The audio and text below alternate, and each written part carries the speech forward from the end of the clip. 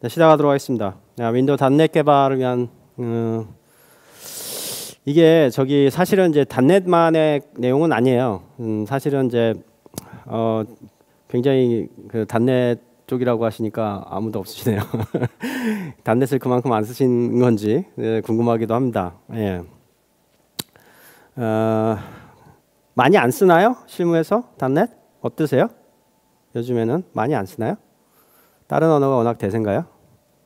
오케이. 뭐 상관없습니다. 여러분들이 오늘 이렇게 작은 마지막 세션인데 피곤하시기도 할 거고요. 근데 이 내용은 되게 유용한 내용이 있어요. .NET만의 내용은 아니에요. 사실은 개발 데브데이인데 SDK 관련한 내용을 아무도 얘기를 안 하는 것 같아가지고 제가 이때 여기서 데브옵스 하기 전에 SDK 내용을 먼저 말씀을 드리도록 하겠습니다. 네, 저는 박선용이라고 하고요. 예, Developer Specialist SA로 일을 하고 있습니다.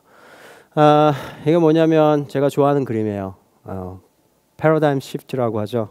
패러다임 시프트인데 패러다임이란 말은 사실은 뭐 일반적으로도 쓰였지만 역사학자죠. 과학 역사학자인 토마스 쿤이 자기 하버드 대학 박사 논문에서 이 과학 혁명의 구조라는 책에서 패러다임이라는 걸 정의를 합니다. 그러면서 결국 이렇게 복잡하게 정의했는데 내용은 결국은 뭐냐면 이런 거죠. 일반적으로 우리가 받아들이는 그 부분에 대해서의 상식, 개념, 컨셉, 하나의 상식화된 어떤 내용 이런 것이 패러다임입니다. 근데 이 패러다임이 이제 변하는 거죠, 여러분들이. 제가 제일 좋아하는 그림 중에 하나입니다. 얼마나 빨리 기술이 바뀌고 이러는 거에 대해서 우리 바뀐다고만 생각하지만 실은 굉장히 빨리 변하죠. 근데 그거를 과거에는 빨리 안 변했을 것 같죠. 그렇지 않습니다. 이게 1900년에 이스터 모닝 아침에 5번가 뉴욕 5번가의 모습입니다. 모든 게 거의 다 마차죠. 여기 보면 차가 하나 있어요. 자동차가 하나 있습니다. 13년 후에 이렇게 바뀝니다. 이제 마차가 없어요. 이것이 변화라는 거죠. 여러분 13년 전이면은 2005년이에요. 그죠? 2005년에 우리 IT는 어땠죠? 얼마나 많이 바뀌었을까요? 마차에서 자동차로 바뀌는 만큼 변했었나요? 변했죠. 다만 우리가 그거를 얼만큼 캐치업하고 있냐의 문제이죠. 그래서 이제 원래 이렇게 말씀을 드리고 이제 데브옵스로 넘어가요. 원래는. 근데 오늘은 SDK 얘기를 좀 하려고 해요. SDK가 사실 프로그래머가 결국은 써야 되는 거는 SDK잖아요. AWS 프로그램을 위해서 프로그램을 하려면 SDK를 쓰는 이유는 사실은 AWS로 가서 내가 AWS에서 프로그래밍을 한다는 것은 결국은 두 가지입니다. AWS의 리소스를 내가 매니징 하겠다라는 게 하나 있어요. 예를 들면 EC2 인스턴스를 띄우겠다, EC2 인스턴스를 터미네이트 시키겠다, 다이나모 데이터베이스에 테이블을 만들겠다. 이런 것들은 리소스에 대한 관리죠. 하지만 또 하나 뭐가 있어요? 여러분들이 다이나모 데이터베이스를 만든 다음에 실제로 내가 그거에 대해 오퍼레이션을 할 수 있죠. 거기다 아이템을 넣을 수도 있고 서치를 해서 가져올 수도 있고 이렇게 서비스를 이용하는 실제로 서비스에 대한 오퍼레이션을 하는 거와 리소스에 대한 오퍼레이션을 하는 두 가지가 함께 있어요. SDK는. 그죠? 그래서 여러분들이 완벽하게 사실은 여러분의 리소스까지도 즉 말하자면 인프라에 대한 내용까지도 인프라의 뭐 DB든 뭐 VPC든 네트워크든 이런 것도 여러분들의 SDK를 이용해서 생성할 수도 있고 뭐 날려버릴 수도 있고 마음대로 하실 수 있는 거예요. 그렇죠? 프로그래머블 하다는 거죠. 그 이유는 저희가 모두 다 API로서 제공을 하기 때문에요. 모든 서비스는 다 API를 가지고 있습니다. 그래서 여러분들이 API를 콜하면 실제로 되는 거예요. 그러니까 SDK라는 것도 결국은 궁극적으로는 API를 콜하는 거예요. 저희가 기본적으로 설명을 앞에 뭐 저번 시간에 잠깐 드렸지만 마이크로 서비스라는 하나의 거대한 철학, API를 통해서 모든 게 서로 커뮤니케이션 한다라는 철학으로 서비스를 만들었기 때문에 마이크로 서비스 아키텍처에 기반했기 때문에 모든 것은 퍼블릭 API화 돼 있어요. 그래서 그 API를 콜하면 그 기능이 실행되게 돼 있죠. 다만 뭐가 차이가 있는 거냐면은 여러분들이 모든 거를 다 할 수 있는데 API를 콜만 할 수 있으면 다 할 수 있는데 딱 하나 문제가 여러분들이 그러한 권한을 가지고 있느냐의 부분인 거예요. 당신이 API를 콜할 수 있는 그 권한을 여러분이 가지고 있으면은 그걸 실행할 수 있는 거고, 없으면은 액세스 디나이가 나오는 거예요. 그죠?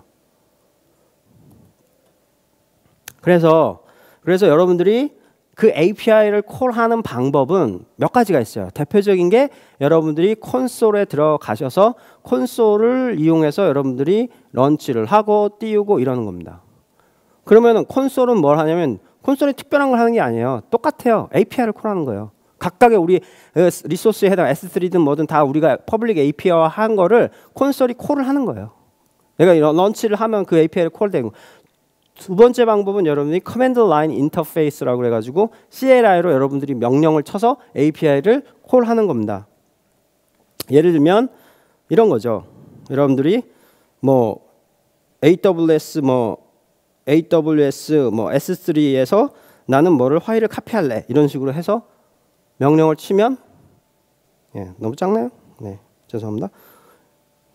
요렇게 치셔서 쓰실 수가 있는 거죠. 그러면 내가 그거에 대한 실행할 수 있는 권한만 내가 가지고 있으면은 CLI를 통해서 커맨드 라인 인터페이스를 통해서도 API를 콜할 수 있어요.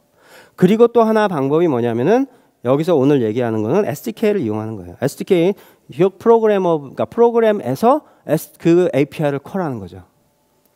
API를 콜하는 거는 쉬워요. 그 구조 자체는 간단하기 때문에 그 부분에 대해서 뭐 많이 설명할 필요는 없어요. 제가 볼 때는 중요한 거는 이거죠.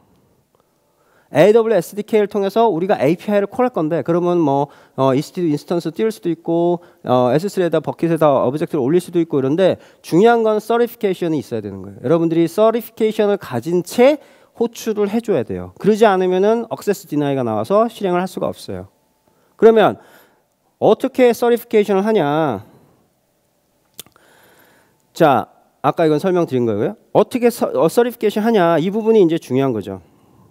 그 부분에 대해서 어떻게 하느냐 부분은 사실은 여러분들이 이미 아시는 분들은 알 거예요. 예를 들면 뭐 우리가 EC2 인스턴스를 사용하고 있다 그러면 거기다 롤을 붙인다, 뭐 이런 말들을 들으셨을 거예요. 롤을 붙여놓으면 코드는 그냥 그 EC2 인스턴스 위에서 돌기만 하면 EC2 인스턴스가 가진 액세스 권한에 따라 그냥 실행이 된다, 이런 말을 들으셨을 거예요. 이런 말을 보다 이제는 좀 더 깊게 들어가서 이해할 부분들이 좀 있어요. 여러분들한테 그걸 설명을 드리고 싶은 거고, 그 내용은 사실 잘 이렇게 다큐멘테이션이 안 돼 있어요. 잘. 예, 그래서 되게 짜증나요. 내가 해보려고 하면은 거기서부터 막혀요. 여러분들 프로그래밍적으로 하려면. 그래서 그 부분이 왜 그런지에 대해서 설명을 좀 드릴게요. 그래서 오늘 여기 남아 계신 분들은 그 하나만 알고 가셔도 예. 많은 이익을 얻으실 수 있습니다. SDK는 저희가 여러 가지 언어를 지원을 하고 있어요. Node.js, .NET, Java 뭐 다 할 수 있고요. iOS, Android, 자바스크립트든 뭐 클라이언트 사이드 SDK 만드실 때 당연히 쓰시는 거고요. 오늘 보여드릴 것 중에 IDE 툴킷도 있어요. Eclipse나 Visual Studio 툴킷에서 깔면 뭔가 좀 더 AWS 프로그래밍 쉽게 그렇게 할 수 있게 툴킷도 있어요. 근데 재밌는 게 Eclipse보다는 Visual Studio 훨씬 툴킷이 좋아요. 예, 그래서 여러분들이 Node.js나 Python 이런 것도 코딩 많이 하실 거잖아요. 그러면은 비주얼 스튜디오로 이용해서 에디터를 사용하시는 게 더 나아요. 예, 상관없잖아요. 파이썬인데, 그죠? 예, 써보시면 그렇습니다. 그리고 이제 모바일 SDK는 SDK 안에 좀 더 기능이 더 많이 있어요. 여러분이 그냥 그냥 언어보다 뭐 왜 필요하죠? 왜냐하면 예를 들면 이런 거죠. 모바일은 왜 자주 끊어지잖아요, 그죠? 그러면 어떻게 돼요? 그런 거에 대한 리커버리 핸들링을 해야 되잖아요. 보통 여러분들이 직접 코딩하실 때 뭐 버퍼 만들어가지고 그렇게 커뮤니케이션 처리하고 이런 것들을 스스로 짰어 써야 돼요. 근데 모바일 SDK에는 그런 기능들이 이미 들어가 있습니다. 그래서 뭐 이런 거죠. 핸들링, 온라인, 오프라인, 오토매틱리.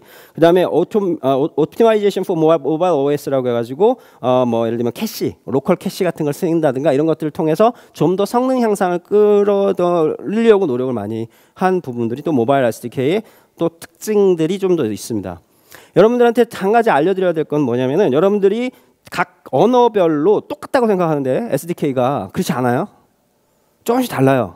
어떤 API는 다 지원하는데 문제는 어떤 API의 어떤 파라미터를 얘는 쓸 수 있고 얘는 뭐 좀 다른 방식으로 하고, 아니면 아예 그 기능이 좀 없거나 막 이런 식으로 달라요.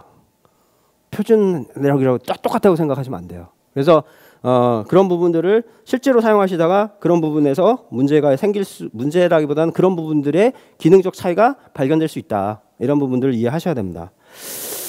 리소스 이런 데 보시면은 코드, 샘플 코드, 라이브러리 이런 것들 다 있고요. 그리고 기본적으로 여러분들 굉장히 중요한 거는 우리가 다른 클라우드 컴퓨팅 제공업체보다 훨씬 더 구글링을 했을 때 답이 많이 나와요.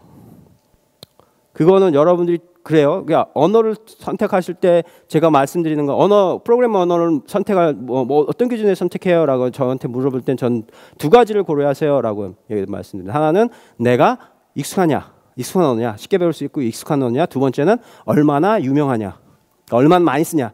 왜? 내가 어떤 문제가 생겼을 때 구글링을 했을 때 답이 나와야 돼요. 그죠? 그러려면은 여러분들이 만약에 루비 레이즈를 쓴다? 루비 레이즈를 제가 격화시키려는 게 아니라 그거에 대해서 구글링 해봤자 별로 없어요. 물론 있겠죠. 뭐 써서 짜거나 이러면 근데 시간이 많이 걸린다는 거예요. 누군가 이미 스택 오버플로우나 이런 것들에 여러분들이 검색했을 때 답이 딱딱 있으면 그냥 코드를 카피해가지고 바로 해결할 수 있는데 그게 안 되면 힘들다는 거죠. 그래서 유명한 언어를 써라. 제일 유명한 언어가 뭐예요? 전 세계에서 제일 많이 쓰는 언어 뭘까요? PHP예요. 두 번째가 자바고, 세 번째, 네 번째는 잘 모르겠어요. 한번 검색해 보세요. 아무튼 그렇습니다. 그래서 여러분들이 자바를 쓰든 PHP를 쓰든 파이썬을 쓰든 그렇습니다. 근데 컨트롤 AWS 리소스를 컨트롤하는 거랑 그거에 대한 서비스 자체에 대한 그 안에 기능을 사용할 수 있는 두 가지를 다 공통적으로 사용할 수가 있는 거죠. 그래서 사실 SDK별로 공통적인 사항들이 있어요. 뭐냐면 여러분 무조건 그 언어에 해당하는 SD를 까셔야 돼요. 인스톨을 하시고 그 다음에 그거에 대해서 여러분들이 실행할 수 있는 크레덴셜을 준비해야 돼요. 그걸 준비하는 방식이 예를 들면 EC2에 롤을 붙이는 것도 있고 뭐 이런 여러 가지 방법이 있어요. 그 방법을 제가 설명을 드릴 거예요. 그리고 좀 더 딥다이브한 설명도 드릴 거고 코그니토를 사용했을 때 왜 어떤 부분이 중요한가라는 부분을 오늘 앞서 이제 쭉 설명을 좀 드릴 거예요. 이거 설명하다가 시간이 다 갈 수도 있어요. 근데 오퍼레이션 로그 뭐 이런 것들을 할 수 있는 거죠. 그래서 그 다음에 뭐냐면 크레덴셜이 준비되면은 여러분들이 클라이언트 오브젝트에 대한 서비스에 해당하는 클라이언트 오브젝트 인스턴스를 띄우죠. 소스 코드에서. 그러면 우리 말하면은 클래스 호출을 하는 거죠. 클래스를 인스턴스화 하는 거죠. 클래스를 선언해가지고 new 해가지고 그죠? 그런 다음에 그거에 대한 메소드가 있어요. 메소드를 호출한 그 메소드 하나가 API예요. 알겠어요? 한번 보여드릴게요.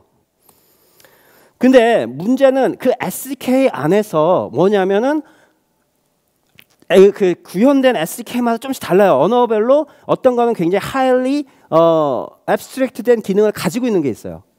예를 들면 파이썬은 예를 보토3가 저희 서비스 패키지예요. 얘를 깔아야 돼. 보토3를 깔아야 이제 이 우리 라이브를 이제 사용하는 건데 얘를 까는데 중요한 거는 같은 클라이언트를 이게 결국 이게 S3다. 그럼 S3에서 보토3 resources로 해가지고 S3를 하나 인스턴스를 만드는 게 있고 클라이언트로 만드는 게 있어요.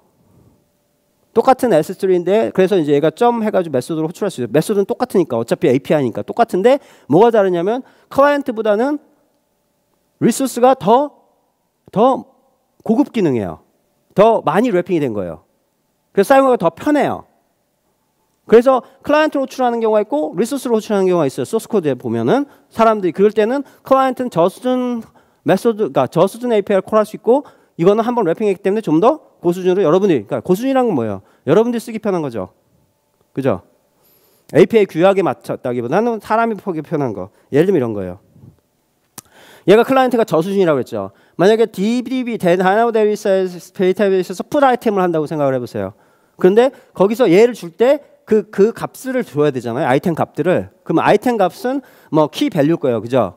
키 밸류인데 얘는 저수준이기 때문에 유저네임, 퍼스트네임에서 요 안에 보면 ruan b에서 얘가 또 제이슨 포맷 형태로 되어 있어요. 그러면서 얘는 뭐냐면은 데이터형이에요. string, number, string 이런 식으로 해서 넘겨줘야만 풋 아이템이 실행이 돼요. 근데 얘는 어떠냐면은 그냥 이렇게 유저네임 이렇게 해가지고 형 없이 그냥 이렇게 우리가 직감적으로 볼 수 있는 형태로 해서 넘기면 된다는 거죠. 얘는 똑같은 내용이지만 더 하이리한 앱솔루트한 레이어를 가지고 있어요. 이게 모든 언어가 다 그렇은 게 아니에요. 아시겠어요? 예. 언어마다 달라요. 노드.js 없을 수도 있는 거예요. 예. 자, 이건 노드.js 미안해요.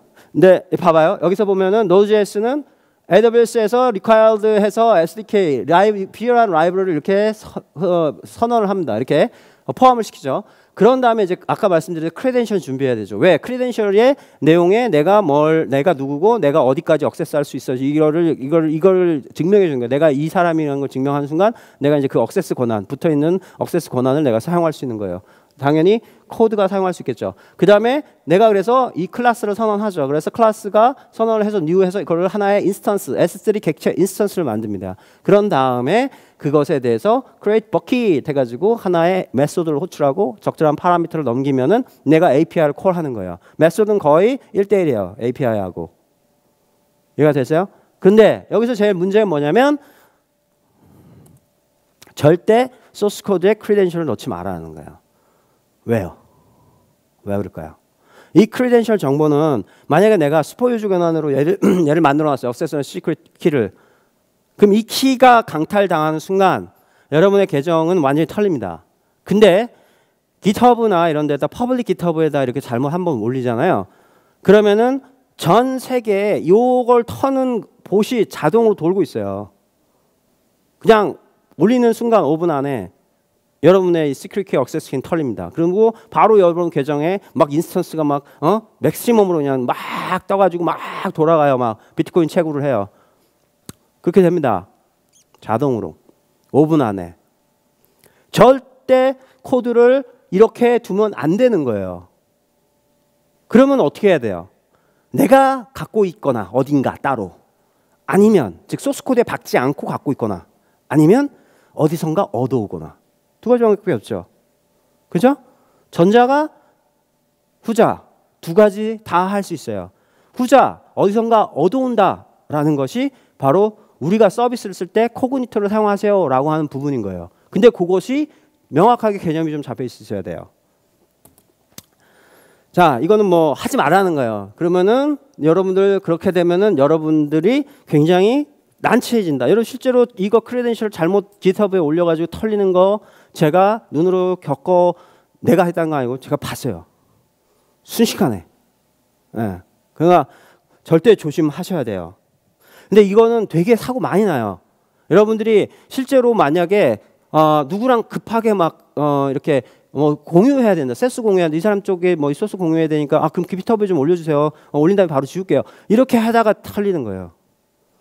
그럼 다 바꿔야 돼. 시크릿 다 바꿔야 돼요. 소스 코드 가지고 있는 거. 그러니까 소스 코드를 그러니까 코드에 박으면 안 되는 거죠. 그렇게 뭐 예를 들면 뭐 어느 나라를 지칭하면 그렇지만 어쨌거나 예를 들면은 이제 중국 같은 경우에 개발자들 중에서도 그렇게 올려서 사고를 내는 케이스도 굉장히 많아요.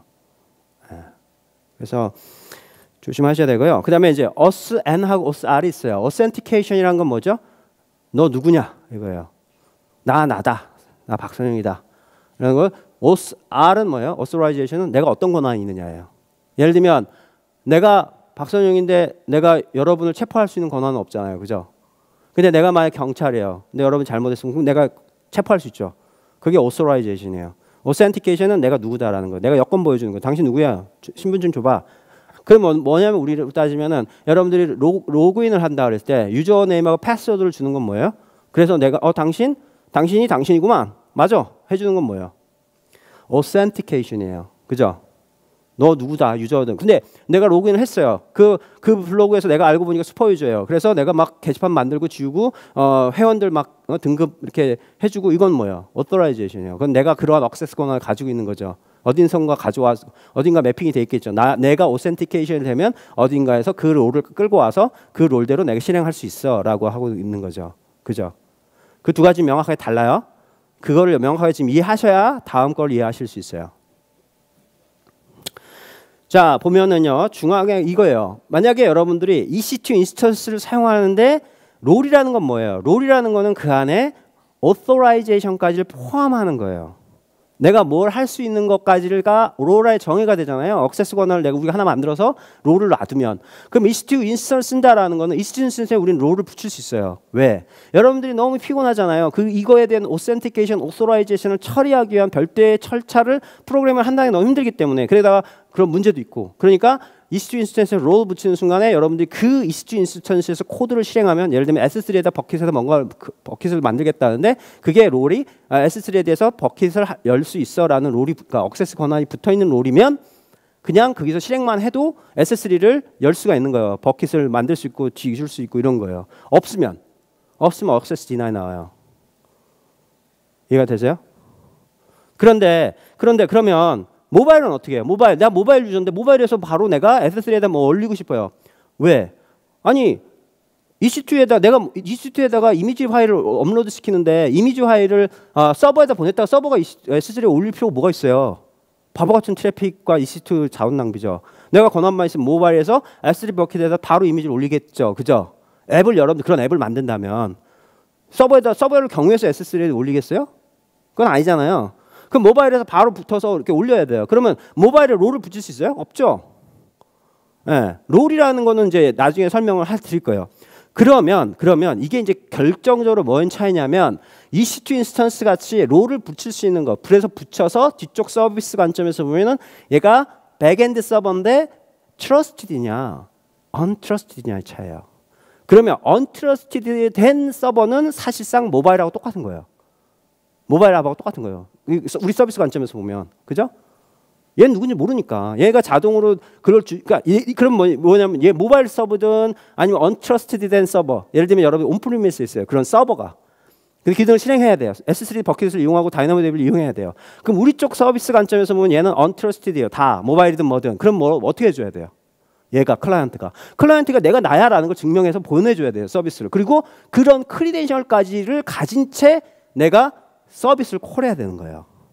크리덴셜이 이때는 이미 서버에 붙어 있는 거예요. 크리덴셜이 붙어 있으니까 실행할 수 있는 거예요. 서비스를. 근데 그렇지 않은 모바일이나 아니면은 언트러디스 서버는 걔가 실행하려고 우리 S3를 호출할 때 그걸 넘겨줘야 되는 거예요. 크리덴셜 정보를. 너가 이런 억세스 권한 있는 걸 넘겨줘야 되는 거예요. 다. 그런 것이 있는 거예요. 그래서 모바일 앱은 그런 걸 위해서 써라라고 해서 그런 거를 만들어준 게 커그니터예요. 커그니터를 이용하면은 이렇게 할 수 있어라는 것들을 얘기하는 거고, EC2 쓰면 EC2 IAM 롤 붙이면 돼. 그러면은 어떻게 해야 돼? 그럼 우리 온프리미스에 있으면 그건 사실상 어떻게 보면 모바일 앱에 해당하는 거죠. 어떻게든 크리덴셜을 얻어서 와서 너희가 실행을 해 이렇게 되는 거죠. 그죠? 그러니까 EC2를 사용하면은 엄청 편한 거죠. 예. 자, 그러면 우리가 SDK에다가 사용하면 서버 사이드에서 사용할 때 롤을 붙였든 안 붙였든 얘가 크리덴셜이라는 정보를 어디선가 가져와요. SDK가 자동으로 그 순서가 있어요. 뭐 순서가 이게 이 순서대로 하는 건 아니에요. 일단 우리가 여러분들이 AWS configure 해가지고 치면은 그 SDK를 깔아서 보통은 크리덴셜 파일이 생성되면서 만들어져서 우리가 보통 그 IAM 롤에서 이제 봐가지고 크리덴셜 억세스 키랑 시크릿 키 어떤 롤에 해당하는 그 억세스 키, 시크릿 키 정보를 AWS 컨피그해서 이렇게 넣어줘요. 넣어주면 그게 크리덴셜 파일이 생성돼요. 그게 서버든 내 랩탑이든 예를 들면 보여드릴게요. 이게 AWS configure 하면은 이건 AWS CLI가 이제 깔려 있기 때문에 이렇게 하는 거예요. 그러면 얘가 이렇게 액세스 키랑 시크릿 키를 내가 넣어주는 거예요. 나는 여기에서 보면은 어드민 액세스예요. 이 키가. 그래서 내가 내 랩탑에다가 액세스 키랑 이거를 설정을 해놓으면 나는 여기서 CLI를 실행을 모든 걸 할 수 있어요. 근데 이 시크릿 키가 오직 S3에만 적용되고 다른 건 다 막아 있는 거다. 그러면 저는 S3만 관련된 API만 콜할 수 있는 거예요. 이해가 되세요? 그러면은 이 시크릿 키가 이것은 어딘가 있겠죠. 어디냐면은 그냥 로컬 파일에 깔려요. 근데 일단 내가 실행할 때 이 코드가 뒤져요. 크리덴셜 값을 뒤지고 두 번째 뭘 뒤지냐면은 environment variable 돼 있는지를 뒤져요. 이렇게 environment variable로 여기 선언을 하면 이걸 이제 가져와요. 그 다음에 내가 EC2 인스턴스 쓸 수도 있잖아요. 그러니까 EC2 인스턴스에 롤을 붙이면은 메타 영역이 있어요. 그 메타 영역에서 그걸 또 뒤져요. 그래서 그 중에 어디선가 있으면 내가 그 액세스 키를 가지고 그걸 호출하게 되는 거예요. 그래서 예를 들면 이런 거죠. 로케이션이 리눅스인 경우에는 유저 밑에 .aws 밑에 크리덴셜 파일로 이렇게 이런 모습으로 저장이 돼요. 윈도우는 윈도우 유저 밑에 유저스 네임 밑에 .aws 크리덴셜 이 파일 이름이 크리덴셜 파일이에요. 이게 파일 이름이에요. 요 내용으로 로컬에 저장이 돼요. 그러면 얘 로컬에 있는 걸 읽어서 얘가 실행을 되는 거죠. 그럼 내가 이 로컬에서 이 내 랩탑에서 SDK를 깔아서 실행하더라도 얘가 어디선가 여기 이거를 깔려만 있으면 이걸 읽어와가지고 얘가 SDK가 이 권한을 던져서 액세스 키를 던져서 나 이거 할 수 있어 그래가지고 실행을 하는 거예요.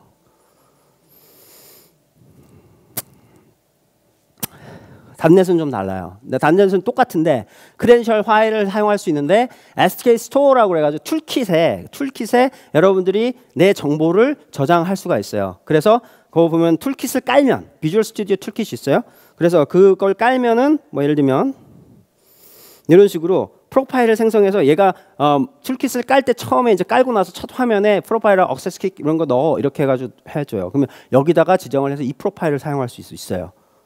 예? 그러면 얘는 코드는 없어도 되잖아요. 얘가 실행될 때는 어쨌거나 프로파일은 로컬에 있는 거고 그걸 이용해서 이제 기능은 실행되는 거고 내가 이 코드를 뭔가 바이너리를 만들어서 내가 우리 서버에다 올리겠다. 그러면 EC2 서버에 올릴 때는 EC2 서버는 또 크리덴셜 가지고 있어야 되는 거죠. 그러면 이걸 여러분들이 롤을 붙여놓으면은 똑같은 롤을 붙여놓으면은 그 EC2 인스턴스에서 얘가 코드가 크리덴셜 파일이 로컬에 없더라도 그 EC2 롤 때문에 얘가 실행이 되는 거죠.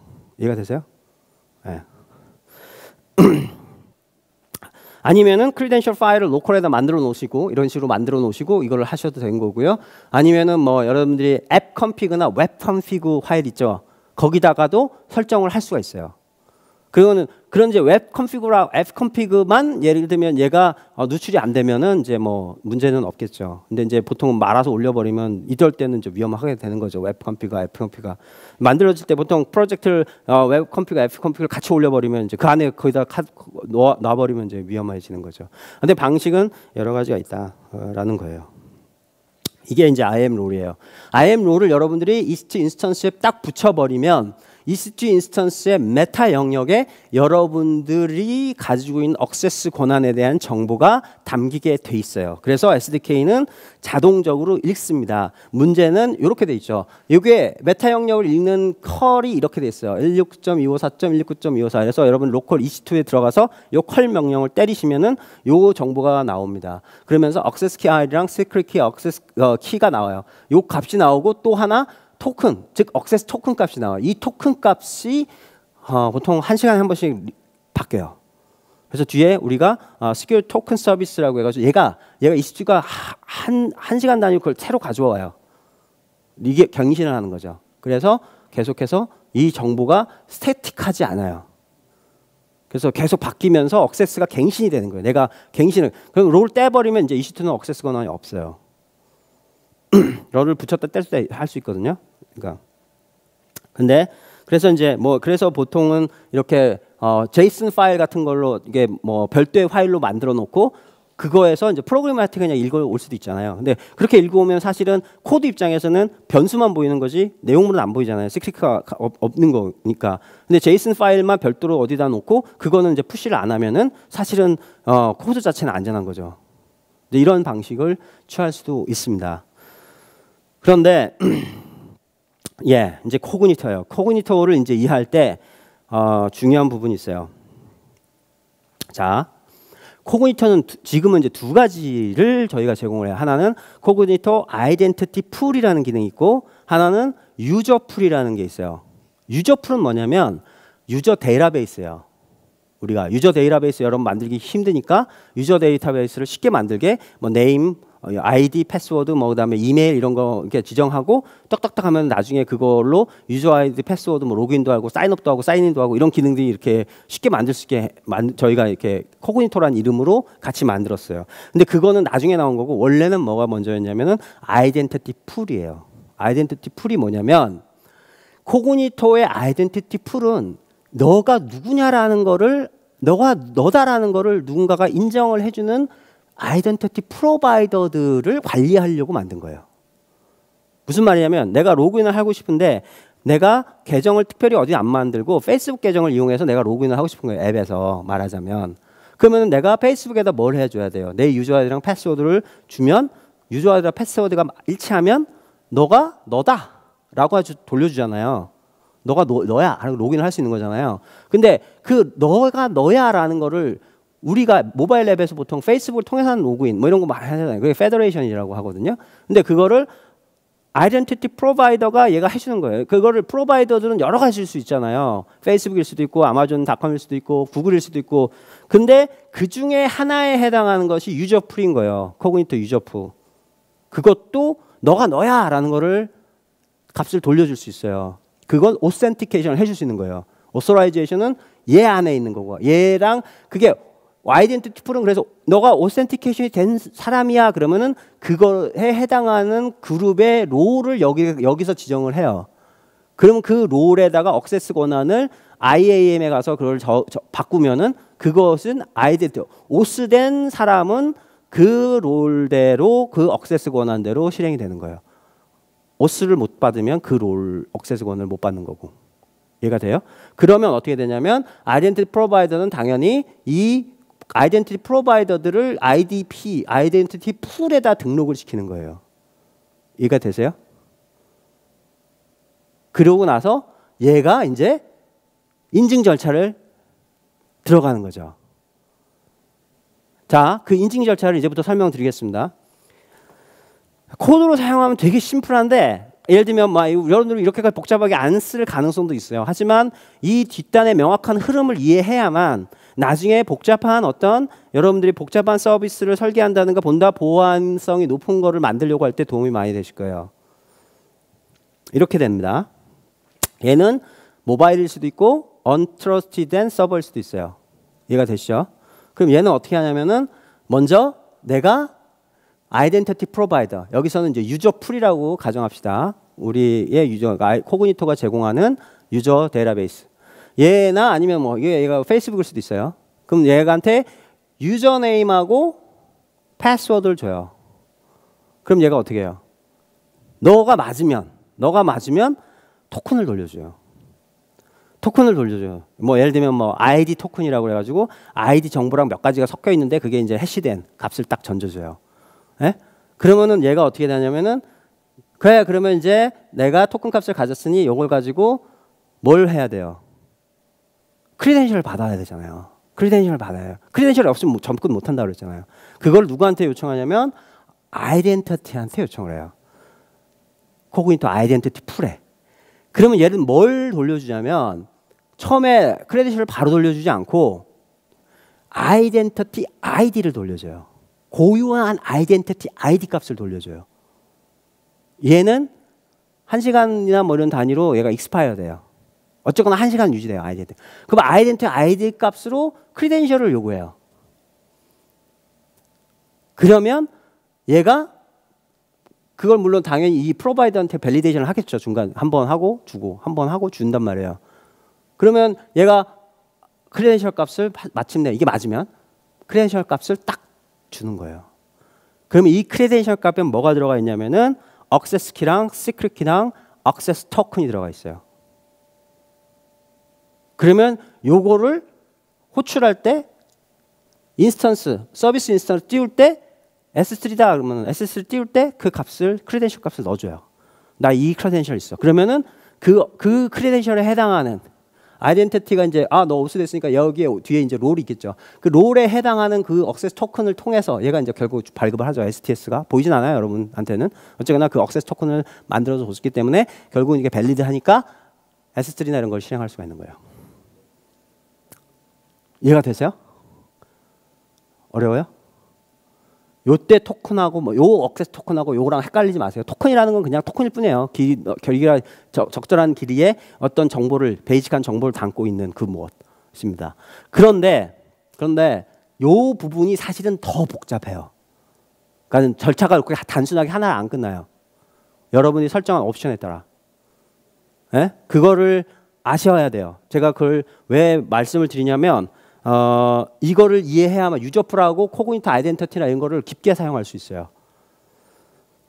자, 모바일에서는 보통 그냥 프로바이더랑 코그니터 아이덴티티 풀하고 뭐 리전 아이디 이렇게 해가지고 프로바이더 해가지고 냅다 던지면은 모바일 보통 설정된 거에 따라서 프로바이더 값 가져와가지고 이렇게 해요. 이건 뭐 예를 들면 대표적으로 뭐 그냥 아무나 들어올 수 있게 다 들어와 이렇게 해가지고 언오스라고 하거든요. 언오스까지 활성화 시켜 놓으면 이렇게 냅다 해버리면 갈 수 있어요. 근데 이제 진짜 보시면 그거는 유저풀에 대해서 어떻게 유저풀을 사용하겠다. 우리 프로바이더로 우리가 오센티케이션 프로바이더는 우리 회사 DB일 수도 있어요. 그죠? 데이터베이스에 내가 토큰을 던져줄 수 있는 오스 인증을 할 수 있는 서버만 있으면 되는 거예요. 그죠? 근데 없어. 근데 그냥 나 유저풀 쓸래. 우리 유저풀 쓰다가 거의 다 유저 만들어 가지고 살래. 그럼 오케이. 그러면 유저풀을 쓰기 시작했어요. 그러면 이걸 만들 때 이런 게 있어요. 잘 안 보이네요. 요거를 시크릿 클라이언트 시크릿 안 만들어. 그리고 이건 뭐냐면은 잠깐만요.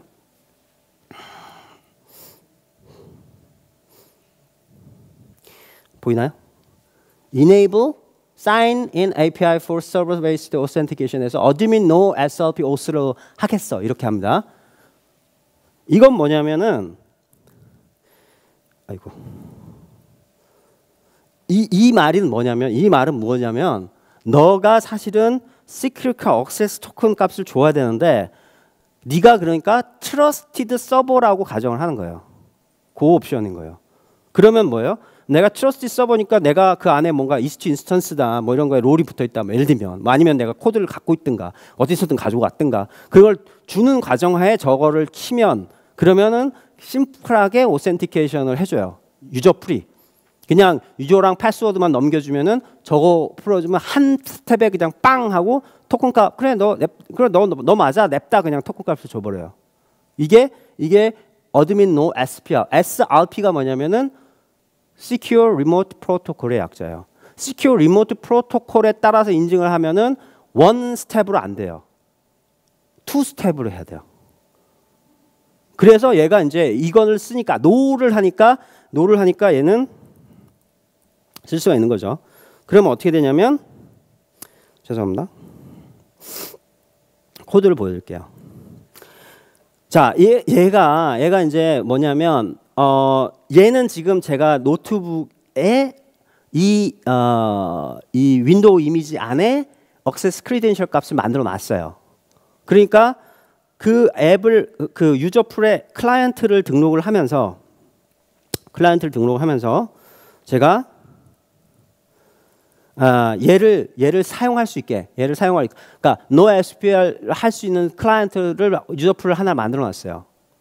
유저풀에 클라이언트를 여러 개 만들 수 있거든요. 클라이언트 아이디를. 자, 그 앱의 성격에 따라서 앱을 뭐 하나 더 만들 수 있고 더 만들 수 있으니까 유저풀을 접근하는 앱은 여러 개일 수 있으니까. 근데 그 중에 한 앱을 NoSQLP로 했어요. 그러면 그냥 얘는 그냥 간단하게 말하면 나 패스워드랑 유저 패스워드 할 테니까 여기 보면은 그냥 어드민 오스 해서 넘겨줄게. 그러면 여기 보시면 여기 보시면 있죠. 여기에 no admin srp 하고 그냥 콜 한 번에 한 방에 값이 나와요. 그래서 얘를 보시면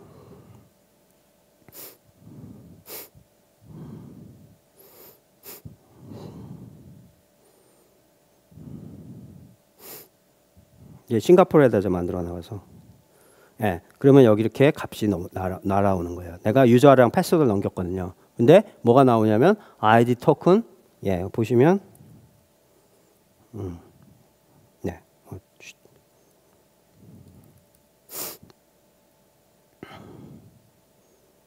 지워졌나? 죄송합니다.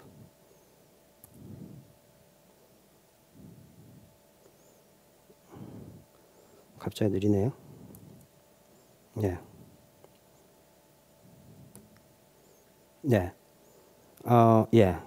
날아가 버렸네요. 아무튼 그래서 토큰 값이 넘어와요. 그래서 실제로 이거 한 패스에 그냥 실행이 된 거죠. 내가 여기 있는 토큰 값은 뭐예요? 내가 누구다라는 걸 저 오센티케이션 해주는 애가 너 누구야라고 하는 토큰 값을 넘겨준 거예요. 그죠? 그런 거고 만약에 여러분들이 요거를 만약에 이 값을 체크를 안 하고 그렇게 하면 어떻게 될까요? 그럴 때는 SRP 프로토콜 따라요. Secure Remote 프로토콜에 따라서 여러분들이 유저 풀에서 토큰을 가져와야 돼요. 투 스텝이에요. 투 스텝. 근데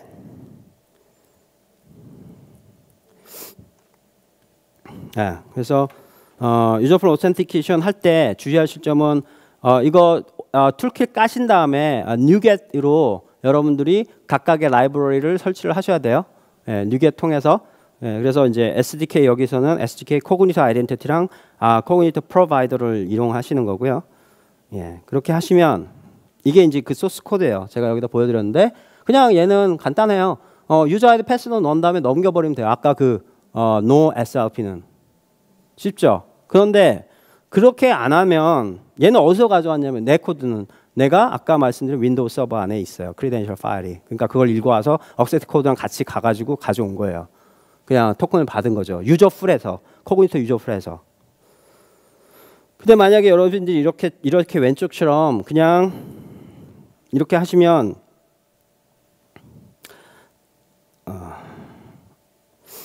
아무것도 이제 얘가 그러니까 얘를 선택 안 한 거죠. No SRP를 안 한 거예요. 그럼 뭐예요? SRP를 쓰겠다는 거예요. 그러면 어떻게 되냐면 자 이렇게 됩니다. 자 먼저 얘가 authflow 해서 유저 SRP 오스 값을 세팅을 한 다음에 유저네임하고 이 시크릿 해시는 이거는 내가 클라이언트 시크릿 아까 체크박스를 하면 이 값을 또 만들어야 돼요. 그리고 SRPA라는 값을 얻어와야 됩니다. SRPA 값은 뭐 파우에 뭐 해서 엄청나게 큰 값을 만들어요. 그건 이제 굉장히 복잡한 알고리즘이에요. SRP 알고리즘을 통해서 큰 숫자 값의 인티저 값을 만들어내는 거예요.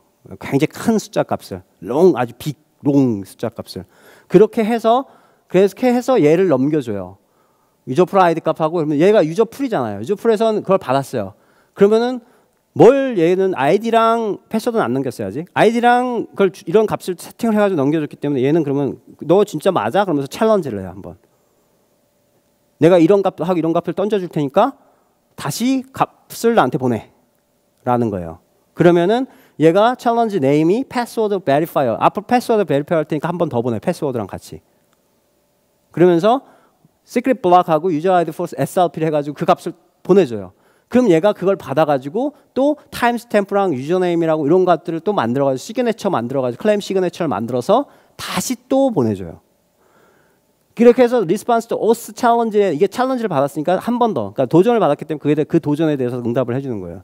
그러면 이 값이 맞았다라고 하면 얘가 오케이 너 맞았네 하면서 얘가 토큰을 되돌려줘요. 자, 근데 여기서 중요한 게 이 SRP 값을 만들어놓은 거랑 그다음에 시크릿 해시는 뭐냐? 시크릿 해시는 뭘로 만드냐 이거예요. 시크릿 해시는 뭘로 만드냐? 자, 시크릿 해시는 뭐냐면은 앞서 저희가 유저 풀을 좀 보여드릴게요.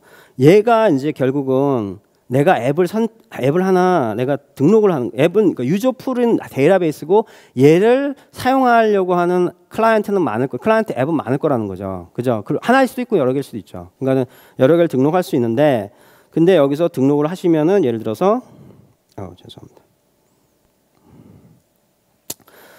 여기서 하나 등록을 하시는 거죠. 등록을 하시면서 클라이언트 네임을 설정하시고 나 generate 클라이언트 시크릿을 만들 거야. 이거를 클릭하시는 순간 아까 말한 시크릿 해시 값도 만들어야 돼요.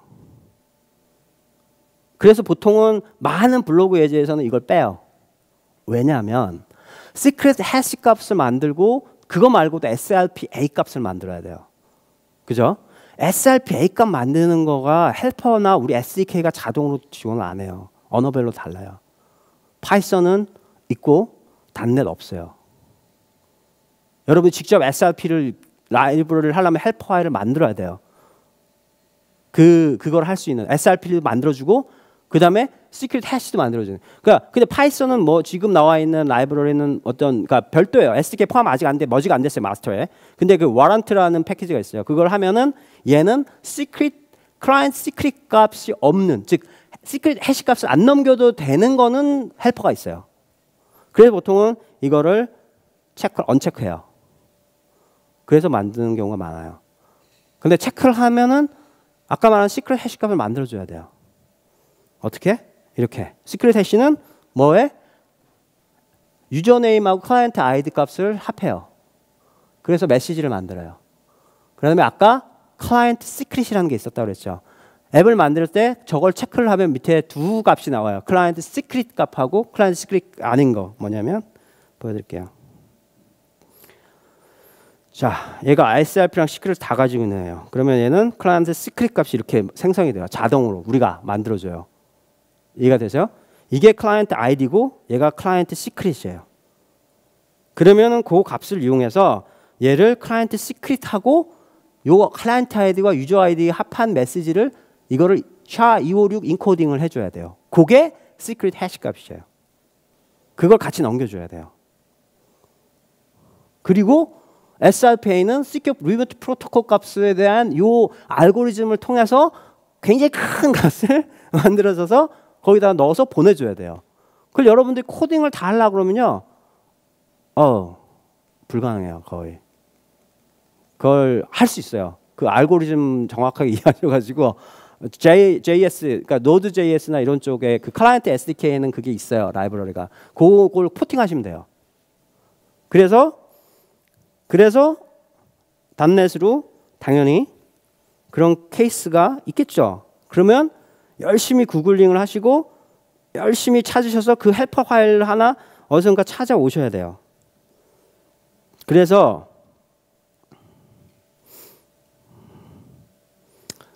제가 죽어라 찾아가지고 헬퍼 파일로 만들었어요. 그래서 이런 식으로 오센티케이션 헬퍼를 만들어야 돼요. 보이세요? 그래서 여기 보시면 이런 식으로 돼 있어요. 헬퍼가 막 이런 해시 값 들어가 있어야 되고 막 안 보이시나요? 좀 이런 식으로 헬퍼가 있어야 돼요. 이런 식으로 헬퍼가 그래서 헬퍼를 통해서 SRP 값을 만들어야 돼요.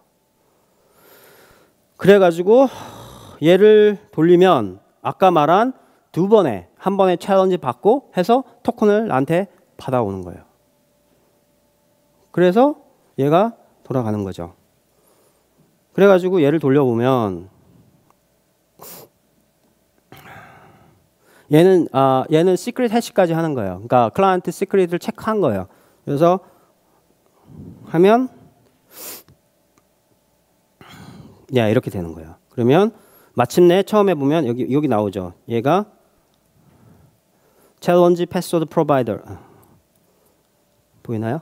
챌린지 패스워드 프로바이더 받은 거예요. 처음에 한번 보내가지고 그 SRP랑 이 값을 만들어서 보내니까 시크릿 해시. 그래서 너 그러면은 나한테 보내. 그러면은 그걸 이제 패스워드랑 또 해가지고 또 보내요. 그래서 마침내 베리파이가 되니까 얘가 토큰 값을 ID 토큰 값, 액세스 토큰 값, 그 다음에 리프레시 토큰 값. 유저 풀은 그 세 가지 토큰 값을 보내줘요. 그런데 보통 뭐 어떤 경우에 뭐 페이스북이나 이런 데는 ID 토큰 값만 온다든가 이럴 거예요. 그러니까 보통은 넘길 때 ID 토큰 값만 넘기면 되거든요. 마지막에 크리덴셜을 가져올 때는. 그래서 그것이 결국은 이게 그러니까 지금까지가 뭘 한 거예요? 오센티케이션 한 거예요. 내가 나다. 유저풀한테 나 유저랑 패스워드를 보냈는데 네가 나인지 토큰 보내줘 이런 거예요. 근데 SRP 프로토콜을 사용하면 이렇게 복잡해요. 그리고 언어마다 이게 헬퍼가 있는 것도 있고 없는 것도 있어요. 여러분들이 직접 구현해야 될 때도 있어요. 만약에 한다면. 그러니까 여러분들이 서버에서 사이드에서 할 때는 EC2 인스턴스에다 하시거나 아니면은 여러분들이 만약에 온프린스나 연동할 때는 보통 OAuth나 이런 걸 이용해가지고 토큰값을 주는 애를 받아서 얘한테 연동을 시키거나 뭐 이런 방법을 하는 거예요. 코그니티브 아이덴티티를 풀을 이용해서. 그러면 얘가 이제 지금 뭘 한 거예요, 지금까지? 우리가 너가 너야라는 토큰값 받은 거예요, 유저풀에서. 근데 그게 SRP 사용하면은 2번 한다. 그리고 그거에 대한 거는 라이브러리가 헬퍼가 없는 거 많다. 언어별로. 그러니까 직접 구현하셔야 되는 고충이 있을 수 있다. 뭐 이런 겁니다. 근데 그런데 이제 오케이. 자, 이제 요런 거예요. 요건 죄송합니다. 파이썬으로 됐어요. 제가 제가 얼마나 힘드냐면 파이썬으로도 만들어야 되고 단넷으로도 만들어야 되고 자, 이게 똑같은 거예요. 이거는 이제 똑같은 건데 보세요.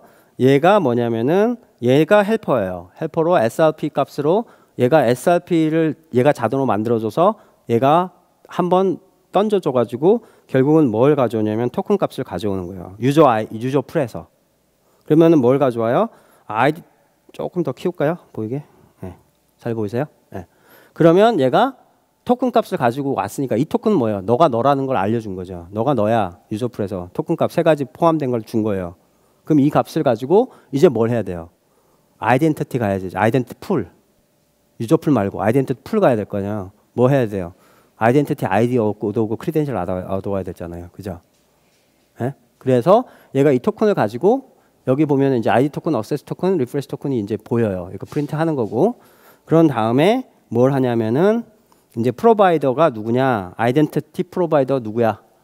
누구야 이제 하면서 보니까 얘예요 이제 얘. 그래서 어카운트 아이디랑 아이덴티티 풀 아이디 하면서 뭘 하냐면은 넘겨주는 게 get 아이디 하려고 하는 거예요. 내 유니크한 아이덴티티 아이디 받으려고 하는 거예요. 그럴 때 넘겨줘야 되는 게 어카운트 아이디, 아이덴티티 풀값, 그 다음에 프로바이더에 해당하는 위에 받은 아이디 토큰 중에 그러니까 토큰 중에 아이디 토큰 값. 요거를 세팅해서 get 하면은 얘가 리스판스에 아이덴티티 아이디를 이렇게 보내주는 거예요. 아이덴티티 아이디를 보내주고 나면 얘를 가지고 아이덴티티 아이디를 가지고 다시 get credential for identity 해가지고 얘가 아이덴티티 아이디에 또 토큰 또 보내요. 아이디 토큰을. 그러면 비로소 크리덴셜 해가지고 여기에 크리덴셜이 오는 거예요. 리스판스에. 그럼 리스판스를 실제로 열어보면 얘 안에 secret key, access key, session 토큰이 오는 거예요. 그리고 expiration date. 뭐예요 이게? 아까 이스트 인스턴스 롤의 메타데이터에 있던 정보죠. 기억나세요? 기억이 나시나 모르겠네. 요거죠. 액세스 키, 시크릿 키, 토큰, 익스프레션 데이터. 그러면 얘를 의지하지 않고도 이 값으로 인해서 여러분들이 실행을 할 수가 있는 거예요. 그죠? 네. 복잡하죠? 이거를 아셔야 되는데 프로그래머를 하시려면 물론 이렇게 안 하고 심플하게 하면 돼요. EC2 인스턴 쓰고 그냥 코그니토 롤 그냥 적당히 세팅해서 하면 돼요. 하지만 좀 더 깊게 이해하시려면 왜냐하면 여러분들은 디벨로퍼 리드고 그리고 여러분들이 회사에서 원하는 건 굉장히 높은 시큐리티를 원할 수 있어요. AWS 사용하면서. 그러면 제대로 해보려면 어떻게 해야 돼? 라고 했을 때 아셔야 되죠. 그럼 코그니티를 사용할 거야? 그럼 유저 데이터베이스인데 그거 어떻게 할 거야? 마이그레이션 할 거야? 이러는 거죠. 마이그레이션 할 필요 없죠. 왜냐하면 여도 OAuth로 만약에 하시고 그거에서 토큰 받은 거를 어떻게 코그니토 아이덴티티 풀에다 등록하면은 아이덴티티를 통해서 여러분들이 OAuth 값을 받은 토큰을 인증받은 다음에 롤은 어디서 받아온다? 아이덴티티 풀에 설정된 롤을 받아온다. 이해가 되죠? 안 되세요? 안 되시면 안 되는데 생각보다 이게 시간이 많이 걸리네요. 자, 그래서 다시 한번 보면 이 유저풀이라고 하는 아이덴티티 웹 아이덴티티 풀은 뭐냐면 이렇게 되어 있어요. 그래서 authentication 프로바이더들을 하나의 아이덴티티 풀이 여러 개 가질 수 있어요. 이렇게. 그래서 내가 아마존, 코그니토, 얘는 코그니토 가지고 있죠. 그죠? 그 다음에 아마존도 가질 수 있고 페이스북도 가질 수 있고 여러분들이 SML로 연동하실 수도 있고 오픈 아이디로 연동하실 수도 있고 이렇게 되는 거예요. 그러니까 여러분들이 커스텀하게 여러분들이 가지고 있는 아이덴티티 프로바이드 오센티케이션을 해줄 수 있는 거. 오센티케이션이 뭐라고 그랬어요? 아까 너가 너야 라는 것까지만 하는 거죠. AWS에서는 액세스 하려면 어떻게 된다고 했어요? 액세스 권한이 있어야만 S3나 뭐다 서비스를 수행할 수 있어. 그러니까 오소라이제이션을 관리하는 건 IAM이에요. 저희는 그 IAM하고 연동이 어떻게든 돼야 되는 거예요. 그래서 결국은 뒤에 STS라는 Secure Token Service라는 것이 안 보이지만 걔가 앞서 보여주는 액세스 토큰 값을 발급해 주는 애예요. 그 애한테 가져가서 결국 그 액세스 토큰 값을 받아와야 돼요. 그래야만 여러분들이 AWS를 사용할 수 있는 거고 그렇지 뭐 사용 못해요. 온프리스에서는 그런 개념이 뭐 알백 뭐 이런 걸로도 연동해서 하긴 하지만 서비스별로 여러분들 자체 서비스별로 그렇게 나눠서 안 하잖아요. 잘. 그냥 한 번에서 유저 인터페이스 해가지고 얘랑 이가 오센티케이션만 되면 막 다 사용하는 그런 경우 많잖아요. 하지만 뭐 엔터프라이즈 규모가 커지면 커질수록 롤 베이스드로 하죠. 롤 베이스드 RBAC이라고. 그러니까 그런 개념이 사실은 원래 그냥 여기는 아예부터 설정이 되는 거예요. AWS 리소스 사용하는 거는 IAM에서 완전히 컨트롤이 되는 거예요. 그 롤을 얻어오는 거죠. 그리고 그 롤에 기반한 억세스 토큰을 얻어오는 거죠. 모든 오퍼레이션은. 그래야만 여러분들 API를 콜할 수도 있고 그리고 실제로 여러분들이 또 이 프로그램 SDK를 통해서도 할 수가 있는 거예요. 최선을 다해서 설명드렸는데 설명이 잘 되는지 모르겠습니다. 근데 또 이게 .NET 코드가 없었어요. 그래가지고 이거 준비하면서 되게 고생을 많이 했어요. 아무튼 그랬습니다. 그랬습니다. 그래서 이게 이제 지금 시간이 어떻게 됐죠? 이제 거의 끝날 시간이 됐네요. 그래서 죄송합니다. 실은 그래서 Y DevOps를 못 들어갈 것 같네요. Y DevOps는 이거 뭐냐면요. 간단하게 이건 넘어갈게요. 넘어가면서 실은 이제 여러분들이 .NET 관련해서 이거 할 수 있을 거라고 생각했는데 상세히 설명하다 보니까 좀 어려워졌어요. 툴킷 까시고요. 툴킷 비주얼 스튜디오 커뮤니티 버전 공짜잖아요. 까신 다음에 2017 까시면 이렇게 뭐 예를 들면 템플릿 같은 경우 우리가 이제 클라우드 포메이션 템플릿이에요. 이거 클라우드 포메이션 파일 템플릿에 이런 거 보면 이제 이거 뭐죠? 오토 컴플릿이라고 하죠. 이런 것들 쫙 이거 뭐 그런 형식으로 쫙 나와요. 이게 쫙 되고 굉장히 좋습니다. 그리고 여러분들이 보면은 왼쪽에 이렇게 왼쪽에 보면은 보여드릴게요 코드를. 이 왼쪽 보시면 여기 보시면 보이시나요? 보이시죠? 안 보이시나?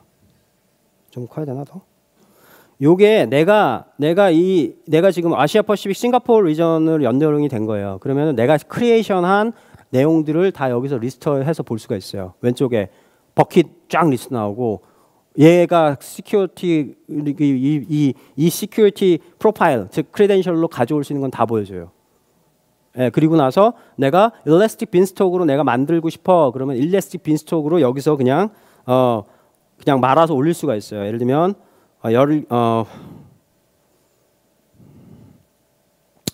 웹앱 이그젬플 같은 경우에 얘를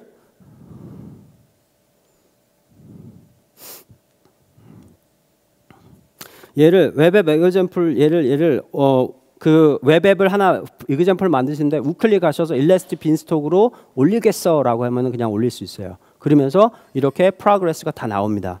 여기 보시면은 일래스틱 빈스톡 있죠. 그 다음에 뭐 클라우드 포메이션도 있죠. 이렇게 보면 일래스틱 빈스톡 나오죠. 그래서 이거 치워보면 이거 제가 올린 거거든요. 올린 거면 이거를 이렇게 클릭해서 보면은 이게 실제로 어떻게 언제 올라갔고 이런 로그들이 다 보여요. 이렇게. 그래서 이클립스를 사용하시는 것보다는 비주얼 스튜디오를 사용하시는 게 사실은 훨씬 편해요. 그래서 만약에 여러분이 코딩을 하시더라도 만약에 비주얼 스튜디오 툴킷을 까시면은 이걸 다 연동해서 사용하실 수 있어요. 예를 들면 여러분들이 제일 요즘에 이제 관심이 좀 많으신 것 중에 하나가 코드스타예요. 코드스타가 뭐죠? 코드스타는 여러분들이 프로젝트 베이스로 뭔가 내가 템플릿을 하나 만들면 예를 들면 내가 프로젝트를 하나 만들잖아요. 예를 들면 뭐 내가 노드.js에서 웹 하나 만들래 그러면은 이렇게 우리 CI/CD에 해당하는 코드 커밋 이런 거를 다 하나 만들어줘요. 한 번에 그 CI/CD에 해당하는 걸 다 만들어주고 소스 커밋에다 여기 안에다 이제 커밋 할 수 있는 커밋은 뭐예요? 깃허브니까 얘랑 연동해서 내가 깃에 푸시만 하면 얘가 쫙 나와요. 뭐 예를 들면 이런 거죠.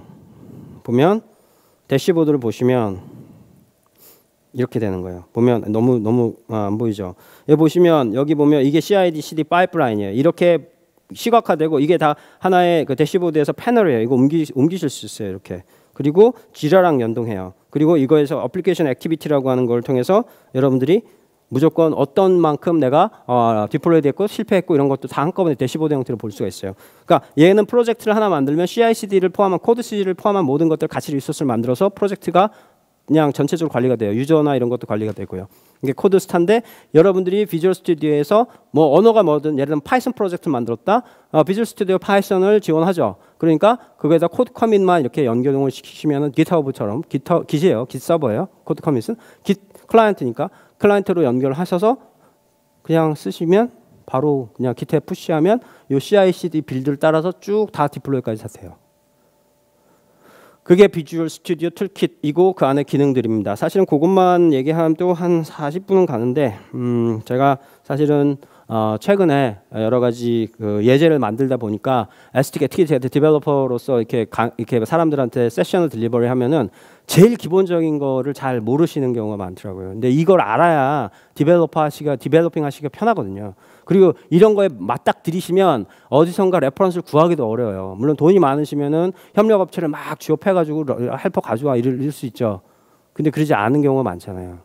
그러니까 그런 특징들을 아셔야 된다라는 것 때문에 이 내용을 삽입을 했어요. 근데 그 내용이 주로 됐네요. 네, 시간이 다 됐습니다. 늦은 시간까지 집중력을 잃지 않아 주셔서 감사하고요. 최대한 좀 전달 드리려고 노력을 했는데 어떻었는지 잘 모르겠어요. 이상 마치도록 할 거고요.